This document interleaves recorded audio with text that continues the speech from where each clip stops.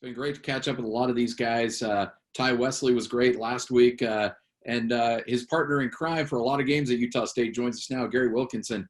Gary, how you doing, man? Doing great. Doing really well. Thank We you. couldn't let Ty come on here on this series and not you. You realize that, right? I appreciate. I was a little disappointed you asked him first, but that's okay. I'll get over it. So we're going to talk about what you're up to now, but it's always fun to go back and take a trip down memory lane and talk about some of the great moments at Utah State. So let's start with Salt Lake Community College. You had some opportunities. What was it about Utah State that made you think like that's where I want to go play? Honestly, two things: Coach Morrill, and I had the opportunity to attend a basketball game at the Spectrum. I grew up in Salt Lake, so all I remember, I'd go to Ute games. My parents were season ticket holders, but all I remember is the Aggies always gave the Utes fits, but I never made it up to Logan. And then when I started getting recruited, I started taking a look at the coaching staff, and obviously as a big man, Coach Morrill, I guess for any player, Coach Morrill was a fantastic coach. And so I thought he would be a great catalyst for me to keep growing as a basketball player. And then during that process, I came up to Utah State versus BYU, and it was unlike anything I'd ever seen before. So I said, hey, this would be a unbelievable place to play under a great coach, and the rest is history. Yeah, there's no doubt. And certainly those games against in-state opponents back in the day in the Spectrum, those are always crazy games. When you looked at your opportunity, and it seemed like, and a lot of people have talked about your past and coming back to basketball, but just how important was the sport to you in your development, not only as a player, but as a human being as well? That's a great question. I love that question. I owe, so much to the sport of basketball. Really, without it, I don't think that there would be. I would never have experienced the things that I've experienced. And so basketball kind of gave me a little bit of hope in terms of turning my life around. As much as, getting out of drugs and alcohol, so many people become stifled in that process because there's like, well, where do I go from here? I'm sober, but now what? And they look back and realize like their decisions have not allowed them to have as many opportunities. But basketball for me, I got sober, I got clean. And then I'm like, well, hey, maybe I could play basketball. And so it just gave me so much more of an outlet and gave me so much more to work for. And then from there, it's taken me all over the world and given me so many opportunities. And in terms of like lessons and structure, I've told people that they are never, ever going to hurt my feelings because I played under Coach Morrill. They're never going to say anything to me that's going to hurt my feelings. And I owe so much to Coach in terms of the way that he coached, his expectations and what he pulled out of me as a player. So, I could go on and on about the sport and about Coach Morrill, but that's kind of the short of it. We talked to a lot of players that played under Coach Morrill, and they all say the same thing. Like, he was rough on us, but we loved it. We embraced it. And I got to imagine it takes the right mindset to be able to play for a coach, because at the end of the day, he wants the best out of you. And if you listen to what he says, you're going to give him your best. Yeah, that's partly true. I think about halfway through my junior year, I had to stop listening so much because I cared so much about what he thought that I just couldn't play the sport, and so you learn. I think the players that can really adjust to a coach like Coach Morrill is you can hear what he's saying, you understand what he's saying, but you just can turn it off a little bit and just play your game. You can fit into the system, you gain an understanding of what his expectations are, and then you just got to kind of let what he says to you kind of pass over as you develop and play. And if you produce, he's not going to ask many questions. So what was the adjustment? Obviously with Coach Morrill, that's an adjustment in its own, but just the quality of play, how much of an adjustment was it for you going from the junior college ranks to a Division I? Oh my gosh. Coach Morrill is a cerebral coach, right? And I think, for me, the learning curve from no high school basketball to JC was a huge, and then it was just this exponential curve.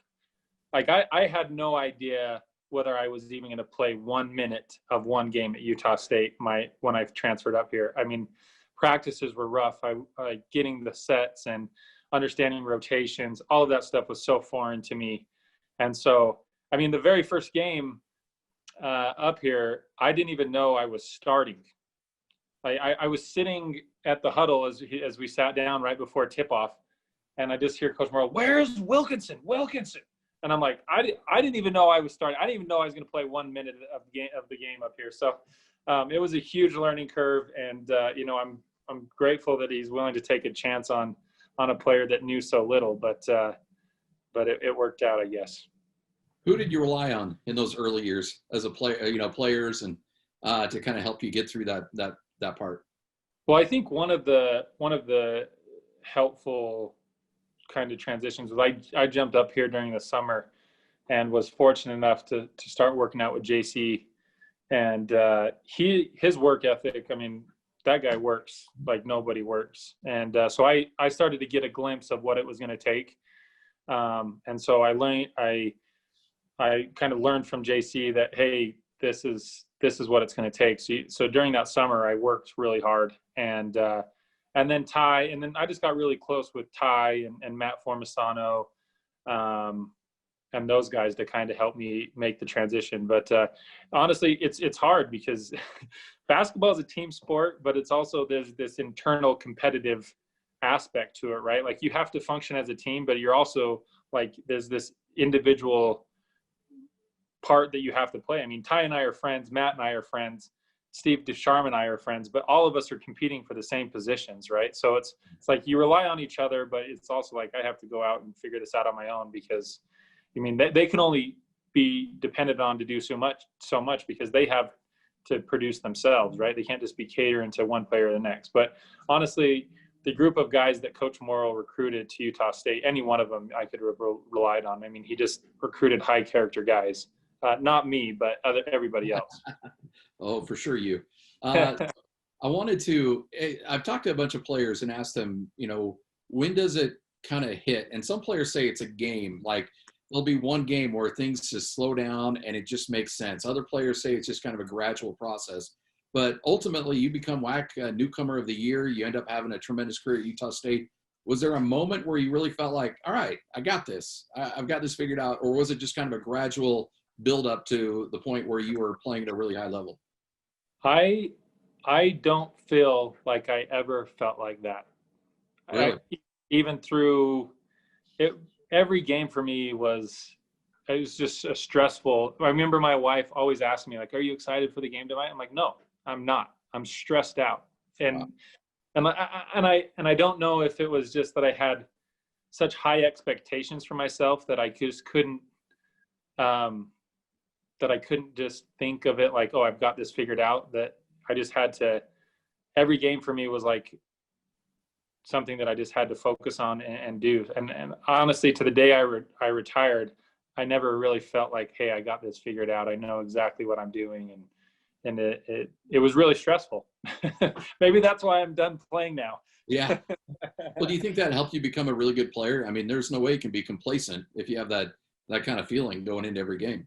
Yeah, I mean, it was a really intense process, and yeah, I mean, I undoubtedly it drove me to be better, but I mean, it only subsided when I had a game where I'd come out with 20 and 10 and be like, okay, you did good enough tonight. A game I'd come out with 6 and 3, I would just beat myself up. It was just a really difficult kind of mindset, and honestly, I don't know how to shift it. I kind of carry that with me throughout whatever it is I'm doing, whether it's law school or whether it's whatever it is. I'm like, there's still so much you have to do. There's so many ways that you can improve. How can you ever think that you've got something figured out? And maybe if someone can figure out how to turn that off, please let me know, because I'll gladly take their advice. So I wanted to circle back a little bit to Stu. You go through the list of big guys, yourself, Nate Harris, Ty, Spencer Nelson. I mean, it's just so many big guys have had so much success. and a lot of it has to do with the system. But what is it about Stu? What is it about that system that allows really big men to flourish the way they do? I mean, he just understood what the big man game was. I mean, he found, he was so talented at finding the strengths of those individual players and putting them in positions to be successful. Um, and if you were willing and capable of responding to what his expectations were, he was going to make you successful. I mean, you look at NATO, you look at Spence, you look at Ty. Those guys just understood, hey, he's big on fundamentals. He expects a lot of you, but if you're willing to do that, you're willing to do certain things, he's going to put you in a position to be successful. I mean, I've gone back and watched highlight films. I mean, 95% of my shots are layups, for crying out loud. I mean, it's hard not to be successful when every shot you're taking is 2 feet from the basket, wide open. He's just a genius with respect to how he structured things. So do you still have dreams of run and dribble in the Spectrum for a layup? Yeah, I mean, that was the play. I mean, I think I owe my professional career to dribble. I mean, I can make a layup, and that got me 8 points a game. So yeah, dribble was. I mean, what article did they run a few years back Wall about Street Golden Journal, State? Yeah. I mean, it was so true. It's just a fantastic play. Well, and it's fun because you'll see, Craig Smith's philosophy at Utah State's a little different. They're a little bit more free-flowing offensively, but every now and then you'll see in a game that he'll tip his hat to Stu a little bit, and they'll run dribble. It's kind of fun to see. Yeah, I mean, yeah, that play. I don't know why every coach in the country wouldn't have that play buried in, have that in their playbook for at least once, a couple times every game or every couple games. So it's a good thing. And Coach Smith's a great coach. He's fun to watch. He gets his players playing, and it's been a good run with him so far. 2 or 3 key moments, plays, games that you always go to when you think about your career at Utah State? Yeah, I mean, I would say my junior season, our win at Boise State, we had to win. They were number 1, and if we beat them, we would win our first WAC regular season championship. Coach Morrill, before the game and shoot around, guaranteeing that we'll win that game. Wow. Yeah, but I was like, man, that's a big guarantee. But he did, and he's like, I told you we'd win. One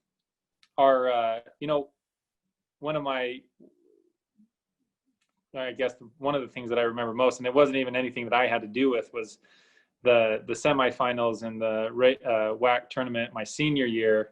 We're down to New Mexico State. They're shooting a free throw. We're down by 1. They miss the free throw, goes over my head. Tyler Newbold ties them up because they would have rebounded and it would have been over. Tyler Newbold ties them up, gets a jump ball. Jump ball goes to us, and then Tyler Newbold hits the game-winning shot. And that was one of the plays I remember most. And Tyler's like one of the unsung heroes of Aggie basketball. He doesn't get far enough recognition for what he did for the teams that he played for. I mean, we wouldn't have had even been in a position to win that tournament had Tyler Newbold not done those things. So, and then obviously winning, going to the NCAA tournament. I mean, the Marquette game still just makes me sick to my stomach, but that's part of the process of playing sports. But so those are a few things that I remember. It's funny, and I talk to Tyler quite a bit, and I tell him, find all those headlines of reporters saying that you shut down Paul George or you shut down Damian Lillard, and you hold on to those. You show those to your kids someday, because you can get mileage out of that. For sure. Tyler Newbold would never be the person to take mileage out of anything. No, I know. He's just the guy that would just as soon move on from that. But he's one of my favorite teammates. He was so fun to play with, and just unselfish player, and did what no one else wanted to do. So, and frankly, every guy on the team that I played was like that. It was a team, and it was fun. I mean, those days were really, really fun as basketball players up here in Logan. I'd like to let's see what you're up to. Obviously you end WAC Player of the Year. Again, that Marquette game. We don't need to talk about that. Yeah. But you end up playing overseas for a while. Talk a little bit about where you went and what that was like for you. Yeah, that was tremendous. So I finished up at Utah State, went down and did NBA workouts, played summer league with the Jazz. Wasn't going to make that. Signed my first contract in South Korea. Loved it over there, playing well. Got cut halfway through the season. Went and finished out the season in Greece with Spencer Nelson. Him and I were teammates on a team called Peristeri. And it was a huge transition for me in terms of style of play. I mean, I was so used to scoring and just that was my game. Like I could shoot a high percentage from anywhere on the floor, and that's what I did. And over there, at least in Europe, that's not what they're looking for. They don't need superstars. They just need guys to come in and contribute. And it was a difficult transition. Luckily, I found my way to Australia. And I played for a team called the New Zealand Breakers. Ty's played for that team as well. And that's where I really just kind of found my groove in terms of overseas basketball. New Zealand had never won an Australian League championship in any sport. And big sports over there, which we don't care about, are cricket and rugby's gaining some traction, but cricket definitely not. Because who can take time to understand the rules of that game? But we ended up my first year over there winning the Australian League Championship in New Zealand, and that was just a fun team, great guys, just filled with a lot of ups and downs, but we made it happen. Went back there, won another championship. Went to Estonia, won another championship in Estonia. We played in 3 leagues in that with that team. And then and then in the off seasons, I was playing in Puerto Rico, which that league was tremendously fun. It was really up and down, a lot of extremely talented, good players. Can't remember who was over there when I was there. It was Von Wafer, Al Harrington, Sam, who I play with, I can't remember, a number of other guys, really, really talented basketball players. And I love that league. And then I decided to hang it up and go to law school after those times. But honestly, I know a lot of basketball players' dreams are to play in the NBA, and it would have been great, but that was never top of my list. I honestly loved the opportunity to travel and making money to play professional basketball and see the world. I mean, I loved that. It was a blast, and I got to see some things and be in some places that most people will never see, and doing it, playing a sport I love. And so, I would play professional basketball. I would tell anyone who could play overseas that, hey, you're going to have it can be a really enjoyable experience. So I loved it.